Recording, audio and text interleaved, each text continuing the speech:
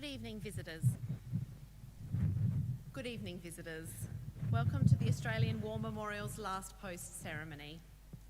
My name is Malia Hampton, and joining us today from the Royal Australian Navy is Lieutenant Commander Darren Cooper. We welcome the veterans who have served, those that are still serving, and the families that love and support them. We acknowledge the members of RSL and Services Clubs Association, RSL Victoria and RSL Queensland, who are watching the broadcast of this ceremony across Australia. During this evening's ceremony, wreaths will be laid at the base of the pool of reflection by visitors to the memorial. If you are able, please stand and join in singing the national anthem.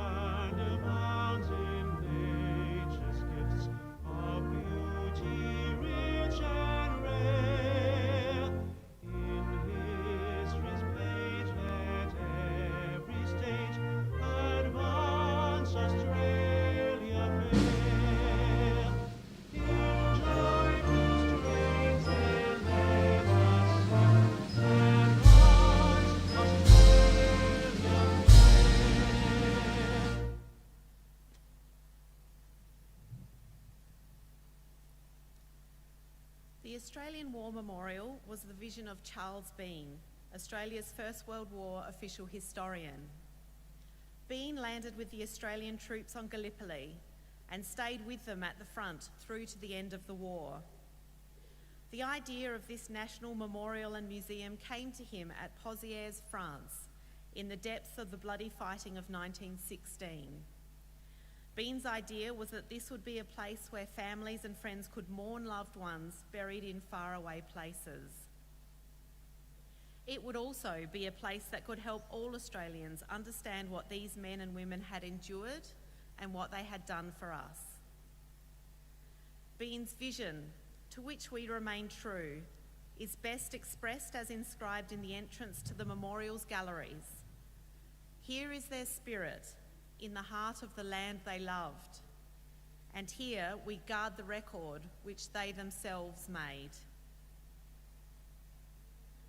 Tonight, we will read the story behind just one of those on the Roll of Honour, which lists the names of more than 102,000 men and women who have given their lives for us in war and on operations for more than a century. But first, we present a lament, Flowers of the Forest. Wreaths or floral tributes will now be laid at the base of the pool of reflection.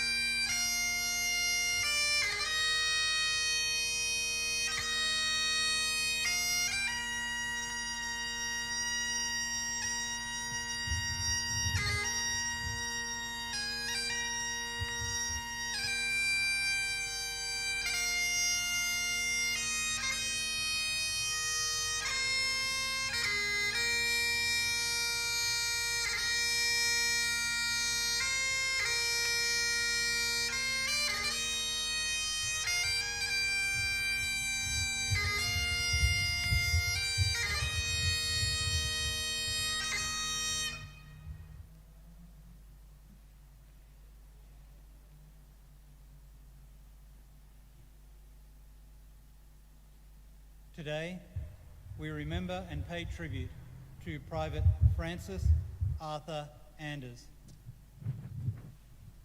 Francis Anders, known by his middle name Arthur, was born in Deniliquin, New South Wales on the 4th of November 1887.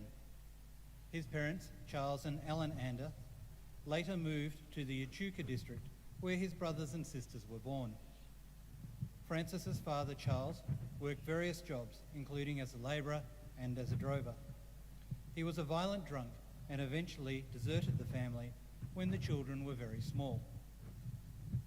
In 1898, during one of Charles's rare visits to the family in Echuca, the four-roomed weatherboard house caught fire and burned to the ground. Ellen Anders was grateful for the assistance of her friends and neighbours in getting her family back on its feet. Arthur was educated at the Echuca State School and went on to work as a farmer in Queensland. Arthur Anders enlisted in the Australian Imperial Force in June 1915, about 4 months after his brother Alfred. After being sent to Egypt in August of 1915, Arthur was able to transfer from the 26th Battalion to the 23rd Battalion to join his brother. Within weeks, they were sent to Gallipoli. The Anders brothers arrived on the Gallipoli Peninsula after the major fighting of the August offensive had died down. Nevertheless, the peninsula remained a dangerous place to be, and in late October, Arthur Anders was shot in the right leg. He spent several months recovering in hospital in Malta, but after being transferred to Egypt, his leg became swollen again. Sent to hospital once more, he contracted dysentery and was seriously ill for several more weeks. Around this time, Arthur was listed to be sent back to Australia, but his recovery proved better than expected, and he was sent to France instead. By this time, his brother Alfred had transferred to the 6th Machine Gun Company, and Arthur applied to join him. He arrived in Atapla in early September 1916 and spent several weeks training before joining his brother in the 6th Machine Gun Company on the 10th of October. Less than a month later, Anders' machine gun company entered the front line near the French village of Fleur. The following day, the 7th Brigade attacked German positions around Bayonet Trench, with the 6th Machine Gun Company providing support. They would continue to fire on the enemy positions after the 7th Brigade's attack failed. After 48 hours in the front line, Arthur Anders' crew was ready to come out of the front line and go into reserve. Before they could do so, their section of the line came under German bombardment. The men took cover in the trenches to wait for it to stop before getting out. As Arthur Anders sheltered with his comrades, a shell scored a direct hit to their trench, killing him and 4 others. His brother Alfred was not in the line at that time, but found out what happened and wrote to a friend, "Their end was painless, as death was instantaneous. The shell evidently struck Arthur and burst, and flying pieces and concussion killed the others." Alfred Anders went forward to see where his brother was killed, but could not bury him or the others as the shelling began again. Alfred, in writing about his exceptionally unfortunate and sad circumstances, was relatively matter-of-fact about the loss of his brother. His concern was for those at home who feel the loss the greatest. I know that at present time, Mother, who is in a weak state of health, will feel the shock very badly. Arthur Anders' body was later recovered from the battlefield and buried in the AIF burial ground in Fleur. His remains lie there today under the words, "There is a link death cannot sever. Fond remembrance clings forever." His brother Alfred Anders was killed in action a few weeks before the end of the war 2 years later. He is buried just 30 kilometres from his brother. Their names are listed on the roll of honour to my right, among almost 62,000 Australians who died while serving in the First World War. A photograph of his headstone is displayed today beside the pool of reflection. This is but one of the many stories of service and sacrifice told here at the Australian War Memorial. we now remember Private Francis Arthur Anders, who gave his life for us, for our freedoms, and in the hope of a better world.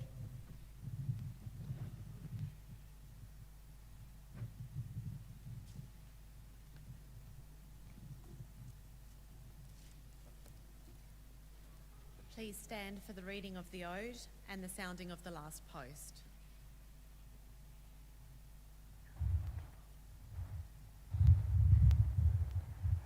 They shall grow not old, that we that are left grow old. Age shall not weary them, nor the years condemn. At the going down of the sun, and in the morning, we will remember them.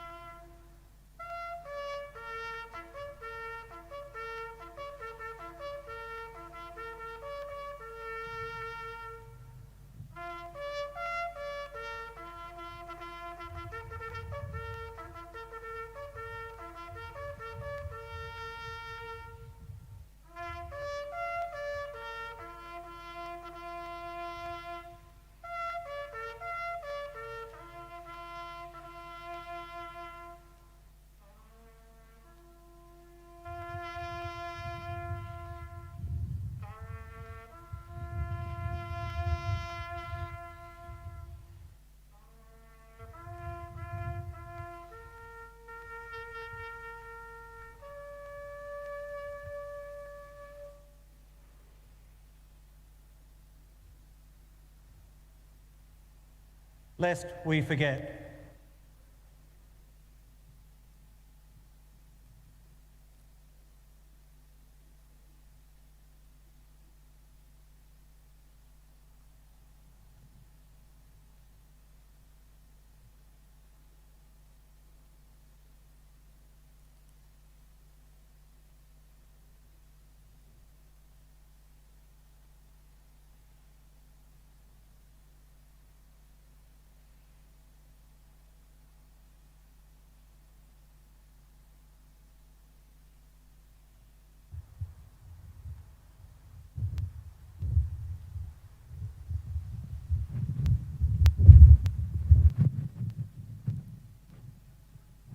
We leave you this evening with the words of the memorial's founder, Charles Bean. Many a man lying out there at Pozières or in the low scrub at Gallipoli, with his poor, tired senses barely working through the fever of his brain, has thought in his last moments, well, it's over. But in Australia, they will be proud of this. Ladies and gentlemen, girls and boys, that concludes the last post ceremony. We thank you for visiting the Australian War Memorial and wish you all a very good evening.